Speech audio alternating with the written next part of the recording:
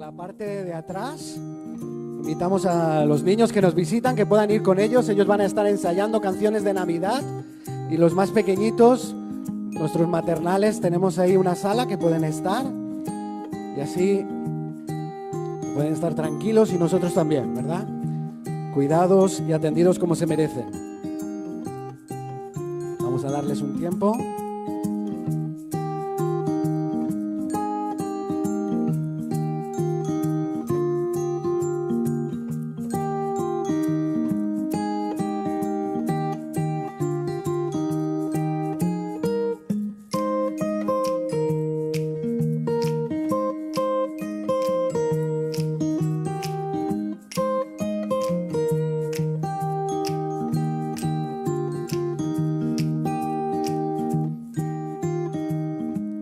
Qué gusto es verlos desde aquí. Vosotros no lo veis, pero van con sonrisa, van sonriendo. Y tenemos un precioso grupo que, gracias a Dios y por su bendición, ¿no?, va aumentando cada vez más. Vamos a orar para que el Señor dirija también este tiempo en el cual queremos meditar sobre su palabra. Vamos a orar. Sí, bendito Padre Celestial, te damos gracias, Señor. Gracias, oh Padre Celestial, por lo que tú has hecho, estás haciendo y vas a hacer en nuestras vidas, Señor. Te queremos pedir, Señor, que en estos momentos tú nos ayudes, Señor. Tú tomes control de nuestra mente, nuestros sentimientos, Señor. Tomes control de nuestro cuerpo, Señor. De tal manera, Señor, que podamos concentrarnos, Señor, enfocarnos en ti, Señor. Queremos que tú dirijas este tiempo. Queremos que tú hables, porque tu pueblo escucha, Señor. En nombre de Jesús. Amén. Amén. Me gustaría empezar con un breve testimonio que el pastor Rick Warren ha contado en múltiples ocasiones. El pastor Rick Warren dice que la noche anterior a la muerte de su padre, Jimmy Warren, estaban en el hospital. Estaban tranquilos, él estaba acostado en la cama. En un lado estaba Kate, que es la mujer de Rick Warren, su nuera. En el otro lado estaba la sobrina de Rick y estaba Rick. Dice que estando allí tranquilos, como cualquier familia en el hospital, dice que aquel hombre trató de enderezarse, pero muy fatigado. Y estaban intentando recostarlo. Y aquel intentando levantarse, haciendo fuerza. Y volvían a tratar de recostarlo. Y a la tercera que intenta, Kay, ya nerviosa, dice, ¿pero qué quieres? ¿Qué quieres hacer? ¿No te das cuenta que te estás muriendo? Dice que el pastor se relajó por un momento y empezó a decir, uno más para Cristo. Uno más para Cristo. Uno más para Cristo. Uno más para Cristo. Dice que sin exagerar, en aquella noche, Jimmy dijo más de 100 veces la misma frase. Uno más para Cristo. Por supuesto, aquel hijo, viendo a su padre en sus últimas horas, diciendo uno más para Cristo, para aquel hijo fue muy impactante. Dice que él cayó de rodillas ante la cama, agradeciendo el legado que su padre había dejado, el legado de la compasión, de amor por otros. Y estando arrodillado, dice que Jimmy puso su mano temblorosa sobre su cabeza y le dijo, Ricky, uno más para Cristo. Salva uno más para Cristo. Por supuesto, eso ya fue el colmo para el pastor. Dice que empezó a llorar y a llorar, porque desde aquel mismo instante él sabía a qué iba a dedicar toda su vida. Desde aquel mismo instante sabía que cualquier otro propósito que él había establecido para su propia vida iba a estar bajo este gran propósito que Dios, a través de su Padre, le dio tan solo unas horas antes de que éste falleciera. Cada vez que oigo, que leo este testimonio, recuerdo la primera vez que yo escuché el testimonio. Recuerdo Como sin duda ese uno más para Cristo, a través del testimonio de un hijo sobre su padre, llegaba con poder a mi mente, a mi corazón, como si aquel padre me lo estuviera diciendo a mí. Cuán poderoso son los testimonios, ¿verdad? Un propósito mayor. Sin duda, al pensar sobre el legado que le había dejado, sin duda me hace pensar sobre mi propio legado. ¿Qué legado voy a dejar yo a los que me conocen? ¿Qué legado voy a dejar yo a mis hijos, a mis amigos, a mis compañeros? ¿Qué legado voy a dejar? Cuando yo me vaya, si tengo la oportunidad de despedirme de unos y de otros, ¿qué les voy a decir? ¿Cuál es el regalo? ¿Cuál es el mayor regalo que podemos compartir? ¿Lo has pensado? ¿Lo has pensado alguna vez? ¿Qué es lo que tú quieres dejar? Si tuvieras un instante para decir las últimas indicaciones que tú quieres transmitir a los seres más queridos, a tus compañeros, ¿qué sería? ¿Qué sería aquello que resumiría en esencia lo más importante que le quieres decir? Cuida a tu hermano, cuida a tu hermana. Pórtate bien. Te quiero. ¿Qué legado vamos a dejar para aquellos con los cuales convivimos diariamente? Es más, ¿qué legado estamos dejando con aquellos que conviven con nosotros? Porque parece que esto uno lo tiene que pensar cuando se va haciendo mayor o cuando va adquiriendo enfermedades, ¿verdad? Pero sin duda, el legado tomó mucho más importancia porque en el caso de Rick conocía perfectamente la vida de Jimmy. Me gustaría que con la ayuda de Dios, en esta mañana, pudiéramos pensar en aquel legado, en aquella mensaje, en aquel testimonio que queremos dejar para aquellos con los que nos rodean. Yo os invito a tomar la palabra de Dios e ir al capítulo 2 de Primera de Reyes, primer libro de Reyes, capítulo 2. No va a salir en la pantalla, así que si tenéis vuestras Biblias, por favor tomarla. Primera de Reyes, capítulo 2. Voy a leer en la Nueva Versión Internacional. Y dice así: David ya estaba próximo a morir. Así que le dio estas instrucciones a su hijo Salomón, según el destino que todos nos espera. Pronto partiré de este mundo. Cobra ánimo y pórtate como hombre. Cumple los mandatos del Señor tu Dios. Sigue sus sendas y obedece sus estatutos, sus mandamientos, sus leyes y sus preceptos, los cuales están escritos en la ley de Moisés.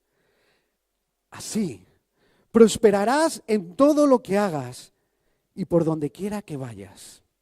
Y el Señor cumplirá esta promesa que me hizo a mí. Si tus descendientes cuidan su conducta y me son fieles con todo el alma y de todo corazón, nunca faltará sucesor tuyo en el trono de Israel. ¿Verdad que tiene mucho paralelismo el testimonio de Rick con el testimonio que la Escritura nos da de las últimas palabras de David a Salomón? Tampoco me cuesta imaginarme a un David ya entrado en años, recostado en su cama, estando enfermo por mucho tiempo, dice la palabra de Dios, sabiendo que sus días en la tierra terminan. Y le toca recorrer el camino que a todos, tarde o temprano, nos va a tocar recorrer. A todos. Y él era consciente de que ese paso estaba pronto por tomar. Él ya estaba por recorrer ese camino. Y es en esos momentos que se acuerda de su hijo Salomón. Y en los textos anteriores nos dice que él hace llamar a su hijo Salomón para que venga. No quiero que pase un segundo más sin antes decirle algo muy importante a Salomón. Así que ya hace llamar a su hijo, su hijo Salomón viene y se recosta ante su cama.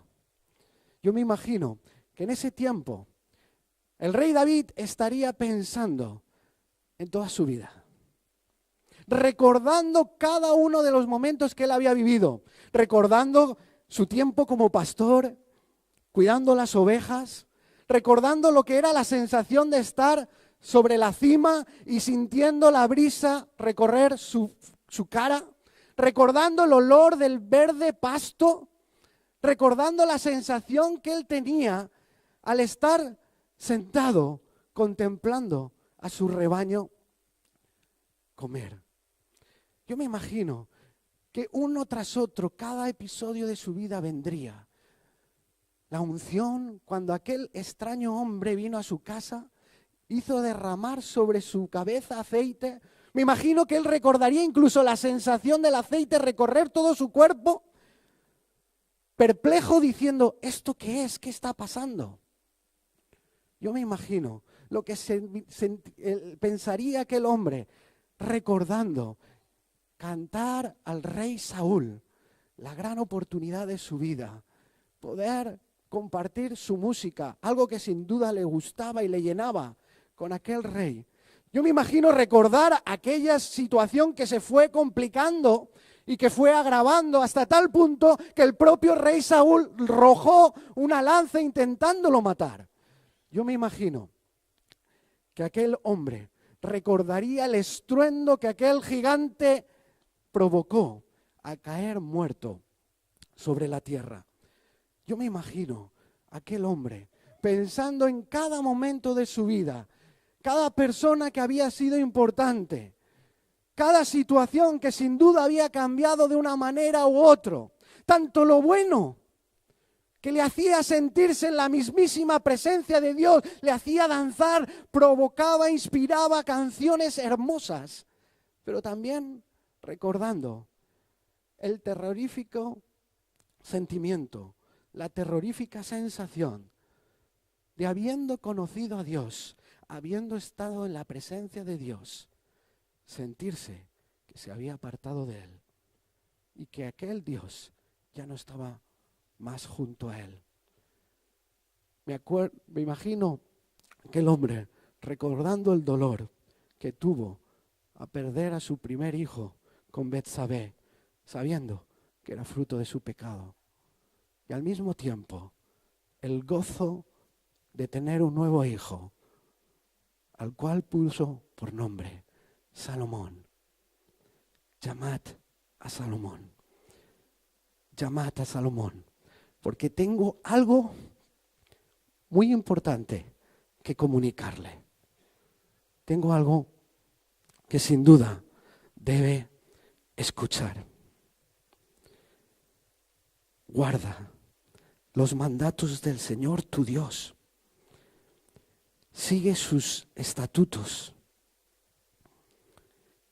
Obedece sus mandamientos, sus leyes, sus preceptos. Guarda los preceptos del Señor tu Dios, andando en sus caminos, siguiendo sus estatutos y mandamientos, sus juicios y sus testimonios. Porque, como está escrito en la ley de Moisés, para que tengas éxito en todo lo que hagas y donde quiera que vayas. Hijo mío, esto es lo más importante. Esto es lo más importante. David sabía, había experimentado que si su hijo Salomón guardaba el camino del Señor,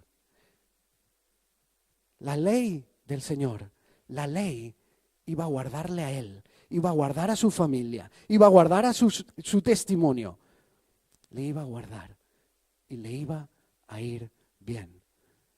En múltiples ocasiones encontramos en el libro de Deuteronomios, esto haced para que os vaya bien.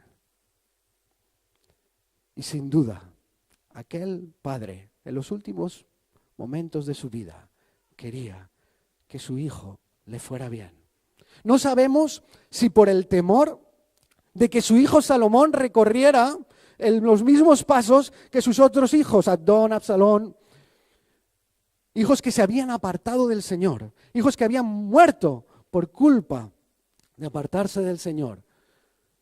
O no sabemos si lo que le movía era el deseo sincero, el amoroso deseo de un padre a un hijo, para que le fuera bien.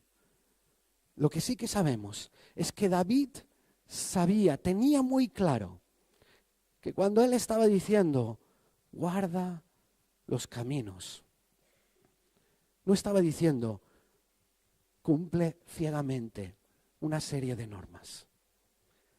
Él estaba tratando de resumir en pocas palabras, de hecho en 4 palabras, la esencia de la fe. La esencia de lo que significa vivir en Cristo, de lo que significa vivir en fe, de lo que significa que tu vida cambie y ande en los caminos del Señor.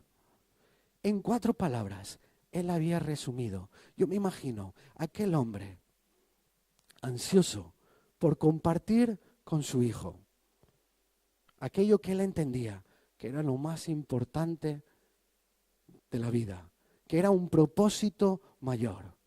Guarda los caminos, guarda tus caminos. Yo me imagino a aquel hijo acercándose ante su padre, sabiendo que la situación era difícil, escuchando a su padre decir, estoy a punto de recorrer el camino que todos, tarde o temprano, vamos a tener que recorrer. Yo me imagino a aquel hombre con esa mezcla de sentimientos, tristeza, porque todavía había muchas cosas que vivir, porque todavía había muchas cosas que aprender, porque todavía había muchas cosas que disfrutar juntamente con su hijo, con su padre. Pero también me imagino agradecido por haber tenido el padre que tuvo y por haberle enseñado a través de su vida lo que le había enseñado. Sin duda yo no creo que Salomón tuviera que ir a Google, a Wikipedia y ver qué significa estatuto, qué significa mandamiento, qué significa juicio, qué significa testimonio, qué significa cada una de estas palabras. Yo no creo que Salomón tuviera que buscar qué significaba, porque sin duda Salomón lo sabía.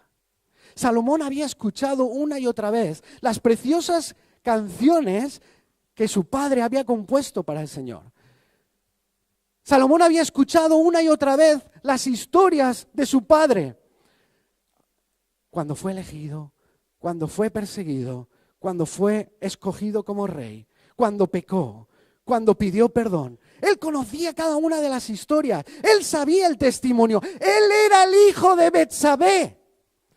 Y sabía perfectamente que su padre había terminado con Betsabé, apartándose del Señor. Y que eso tuvo consecuencias con el hermano que había fallecido anteriormente. Él lo sabía. Él sabía que cuando el rey David estaba hablando de estatutos, estaba hablando de aquellos principios que la familia había guardado durante tiempo, aquellos que como pilares mantenían su familia, aquellas cosas que les habían enseñado desde pequeños cuando se criaban en casa, oraban, compartían, protegían. Él había visto una y otra vez a su padre tomar decisiones en su trabajo. Él sabía que lo que él quería era que su hijo Salomón siguiera el testimonio de su padre. Al igual que nuestra familia ha intentado, sabiendo que no somos perfectos, pero ha intentado de todo corazón vivir la palabra en casa. En el trato con la madre, en el trato con los hijos, en el trato con los hermanos. Él había tratado que el evangelio no fuera una teoría, sino que la ley de Jehová estuviera viva, transformando cada momento de esa casa. Él sabía perfectamente que cuando David estaba hablando de los mandamientos, estaba hablando de aquellas palabras que fueron escritas por el dedo de Dios, con tal de dirigir su corazón al Señor. Aquellos mandamientos que trataban de buscar una cercanía entre el hombre y Dios, una cercanía que sin duda David tuvo. Una cercanía y una intimidad que él reflejó en sus salmos, que él reflejó en sus canciones, que él reflejó en su vida, incluso cuando tuvo que pedir perdón al Señor porque se había equivocado. Él sabía que esos mandamientos buscaban desarrollar una íntima relación con Dios. Él sabía que que David, a través de la palabra mandamientos, le estaba diciendo: ten una relación íntima y personal con Dios, como yo la he tenido. Pero no solo los estatutos en la familia, no solo los mandamientos en la vida personal. Cuida tus juicios o decretos o decisiones.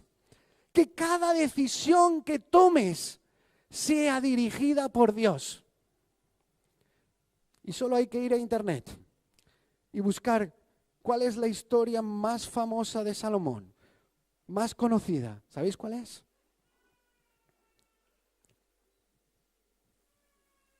Cuando él tuvo que dar un hijo a su madre, habiendo dos candidatas. ¿Recordáis? Y que paradójicamente algo en su mente ocurriría que le dijo: pártelo en dos, dale la mitad a una madre y la mitad a la otra. ¡Qué barbaridad! Eso sin duda del Señor no vendría. ¿O sí? ¿O sí? Porque Salomón era conocido por ser un hombre sabio.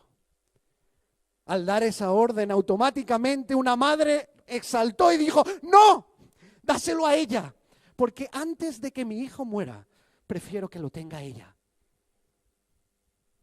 Y el rey Salomón cogió a ese niño y se lo dio a aquella madre que estaba dispuesta a sacrificar a su propio hijo, dándoselo a otra, con tal de que viviera. Hombre sabio donde los hubiera, porque Salomón entendió que cuando Dios, a través de su padre David, le estaba diciendo: guarda mis juicios, le estaba diciendo que cada una de tus decisiones, cada una esté dirigida por la palabra de Dios. Que cada una de tus decisiones sea el Espíritu, sea Dios, no sea tu instinto, no sea tu carne, no sean tus impulsos, no sean tus sensaciones, no sea ni siquiera tu propia sabiduría. Que sea Dios. Calla y escucha lo que Dios quiere decirte, porque Él quiere guiarte en cada una de tus decisiones. Y por supuesto, él sabía lo que significaba guardar sus testimonios. ¿Cuántas historias había él oído? No solo de su padre David, sino del padre, del padre, del padre, de nuestro padre Abraham, de nuestro padre Jacob, de José. ¿Cuántas historias él había escuchado de amor y de celos? De buscar la voluntad de Dios y buscar su propia voluntad. De entregarse por completo o de tratar de huir por otros caminos. ¿Cuántos testimonios había escuchado que inspiraban su diario caminar? Que moldeaban su propio testimonio. De tal manera que en Salomón muchos vieron no cualquier sabiduría, sino la sabiduría que viene de lo alto, la sabiduría de Dios. Verdaderamente Dios está con él. Porque él había aprendido a escuchar los testimonios, y no solo a escucharlos, sino a aprender de ellos, aprender de los aciertos y aprender de los errores. De tal manera que él en su diario vivir pudiera vivir diferente. Salomón sabía lo que significaba guardar sus estatutos, guardar sus mandamientos, guardar sus juicios y sus testimonios. Él sabía que su padre le estaba resumiendo la esencia de lo que significa vivir en la ley, vivir en los caminos del Señor. Él lo sabía. Él lo sabía. Él lo sabía.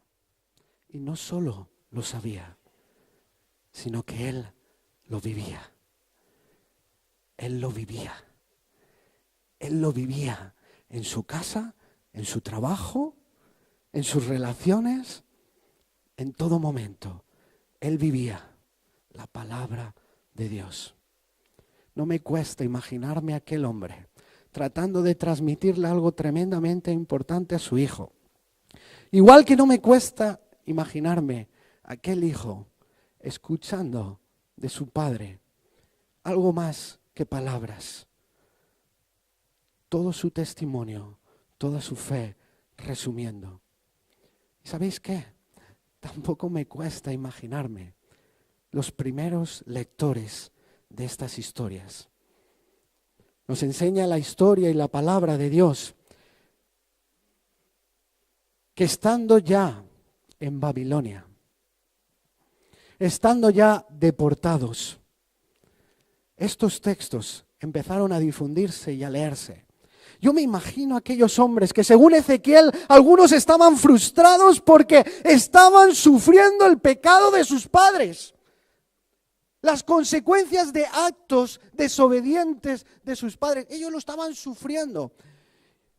Y Ezequiel también nos dice que habían otros que no solo estaban frustrados, sino que reconocían que ellos tampoco habían vivido conforme a la palabra de Dios, que ellos también se habían apartado del plan de Dios. Yo me imagino a estos hombres y mujeres leyendo las Escrituras, leyendo lo que el Señor les estaba enseñando y escuchando: guarda, guarda mis preceptos, guarda mis testimonios, mis estatutos, mis mandamientos. Yo me imagino a estos hombres escuchando esto, sabedores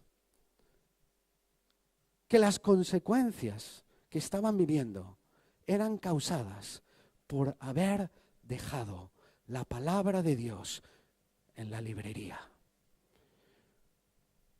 Bonita, preciosa, para que lo vean los invitados, y ya está. Porque habían dejado la palabra a algo de los domingos y no habían puesto en práctica, vivido, experimentado la fidelidad a la palabra. Ellos sabían que su situación era debido a eso. Ellos sabían que sus familias no se hubieran roto, no se hubieran dividido, algunos quedando allá atrás en Israel y otros pasando a Babilonia, que sus propia vida, relación con Dios no sería seca, no sería árida, sintiendo que Dios ya no está con él, sintiendo que Dios se había olvidado, que se había alejado de ellos. Ellos sabían que sus decisiones hubieran sido más acertadas. Ellos sabían que su testimonio hubiera reflejado, como lo leímos ya hace unas semanas, que verdaderamente Dios estaba con ellos. Y sin embargo, parecía que el Dios de Israel había abandonado a Israel. Ellos sabían que las consecuencias de cada una de esas cosas era simple y llanamente porque no habían vivido la palabra de Dios. Vivido la palabra de Dios, puesta por práctica, por costumbre. Pero yo me imagino que al leer estas palabras no solo sentirían y entenderían que su situación era debido a su desobediencia a Dios, sino que también entendieron que esas palabras que David dio a Salomón no solo eran palabras para Salomón, no solo eran palabras para los hombres de su tiempo, sino que eran palabras para ti y para mí, que eran palabras para ellos años después y que eran palabras para nosotros miles de años después, porque su palabra es viva y eficaz ayer, hoy y por los siglos. Ellos sabían que no podían cambiar su pasado. Igual que tú y yo no podemos cambiar nuestro pasado. Pero sabían que podían dejar que esas palabras empezaran a moldear su presente, haciéndoles soñar con un mejor futuro. Tan solo si volvemos a su palabra. Tan solo si hacemos de su palabra algo vivo, real, en el diario vivir, con nuestras familias, con nuestros seres queridos. Tan solo si hacemos de su palabra algo vivo y personal, de tal manera que Dios no solo esté con nosotros, sino que Dios esté en nosotros. Esa intimidad que inspiraba tremendos cánticos de alegría, de gozo, porque el que sabe que Dios está con él, que está en él, sabe que es algo grande. Y que nada sería igual si Dios no estuviera con ellos. Lo saben. Ellos sabían que si dejaban que sus palabras tomaran un papel mucho más protagonista en sus decisiones, les iba a ir mejor. Ellos lo sabían. Ellos lo sabían. Porque como tú y como yo, leían en su palabra, guarda los preceptos del Señor tu Dios, andando en sus caminos, siguiendo sus estatutos y mandamientos, sus juicios y testimonios. Como está escrito en la ley de Moisés. ¿Para qué? Para que tengas éxito en todo lo que hagas y donde quiera que vayas. No éxito como el que te ofrece el mundo, un éxito mucho más profundo, mucho más real, mucho más transformador que cualquier otro. Un éxito que viene como fruto de amar a Dios con todo tu corazón. Y de igual manera, amar a cada uno de tu prójimo como a ti mismo. Tan solo dejarme leer un último pasaje. Dice nuestro Señor Jesucristo en Mateo 5, versículo 17, no piensen que he venido a anular la ley o los profetas. No he venido a anularlos, sino a darles cumplimiento. Les aseguro que mientras exista el cielo y la tierra, ni una letra, ni una tilde de la ley desaparecerán hasta que todos se haya cumplido. Yo no sé qué propósito tendrías tú mayor que este. Yo no sé qué legado tendrías tú mayor que este para transmitir a otros. Yo no sé qué le quieres dejar a tus hijos, a tus seres queridos, a tus compañeros de trabajo, a tus amigos, a tus vecinos. Yo no sé qué tú quieres que recuerde la gente cuando tú te vayas. No sé si eres capaz de imaginarte que si vives palabra, que sus estatutos dirigen tu vida, sus mandamientos son presentes, sus juicios toman tus decisiones y tu testimonio es reflejo de Él. No sé si eres capaz de imaginarte cómo tu vida podría ser mejor.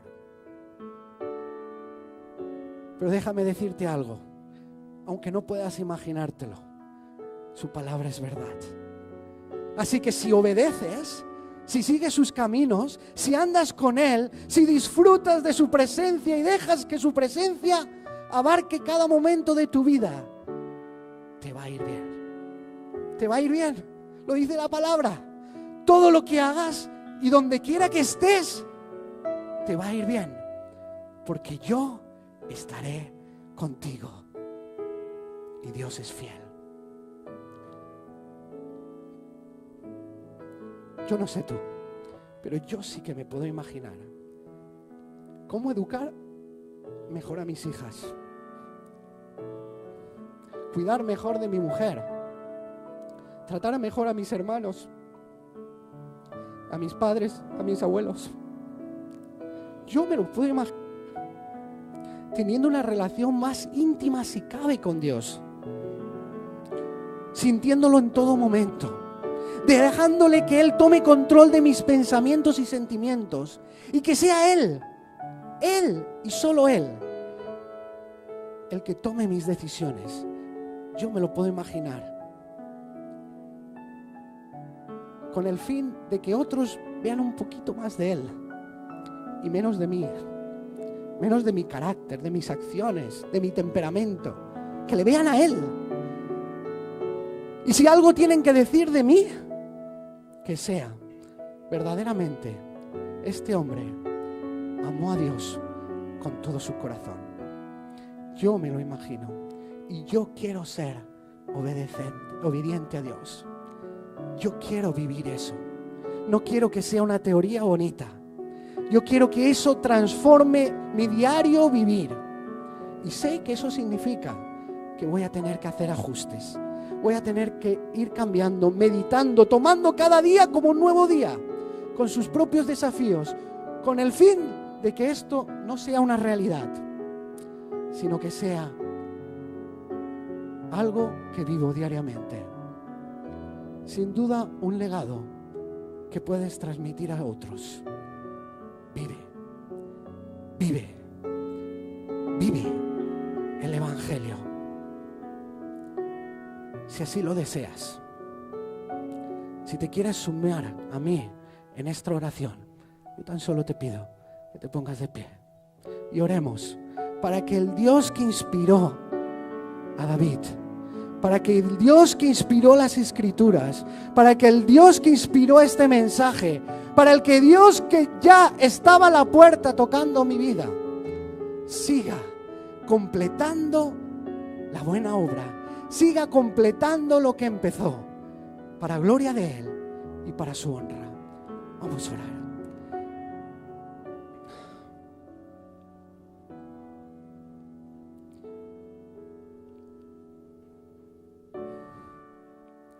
Sin duda,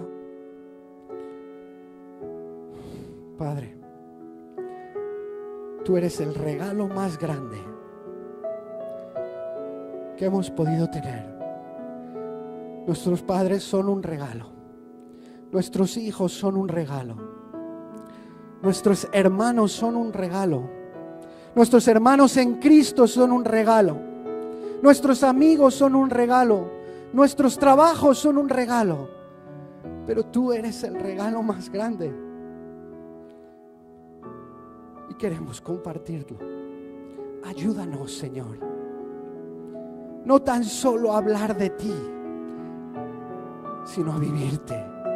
Ayúdanos a rendirte cada día nuestras familias, nuestras vidas, nuestras decisiones, nuestros trabajos, nuestras acciones, nuestros sentimientos, nuestros pensamientos, para que seas tú tomando control de nosotros, que seas tú creciendo y nosotros menguando, para que el mundo vea, para que el mundo crea que verdaderamente hay un Dios todopoderoso, creador del cielo y de la tierra, que les ama con locura, que les ama con todo su corazón y que desea que les vaya bien.